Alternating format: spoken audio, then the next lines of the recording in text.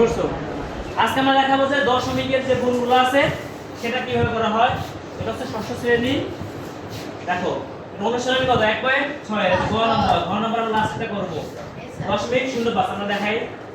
প্রথমে লেখা আছে কত দশমিক কত বলো 0.05 0.05 গুণ হচ্ছে কত 0.007 গুণ হচ্ছে 0.0003।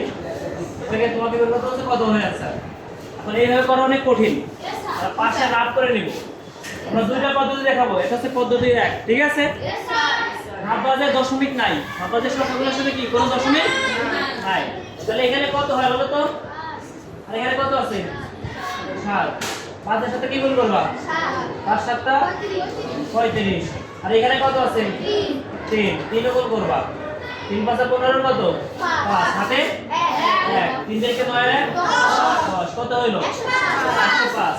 এখন তো আমার হচ্ছে না রেয়াসের কত লিখি হবে, আগে তুমি এখানে কি লিখে নেবে বলো তো 105টা লিখে নেব। এখন আমরা দেখব দশমিকের পর এখানে কয় ঘর আছে দেখো তো 2 ঘর, এখানে কয় ঘর 3 ঘর, কয় ঘর হলো 5 ঘর, আর এখানে কয় ঘর আছে 4 ঘর। 5 আর 4 মোট কত হয় 9। দশমিকের পর কত ঘর আছে 9 ঘর, এখানেও 9 ঘর। এখন আমার এখানে অলরেডি কয়টা আছে 3টা আছে, 9টা হইতে আরো কয়টা লাগবে 6টা। 6টা। আমি বাম পাশে 6টা শূন্য বসাবো 1 2 3 4 5 6। বুঝছো কিনা হইছে?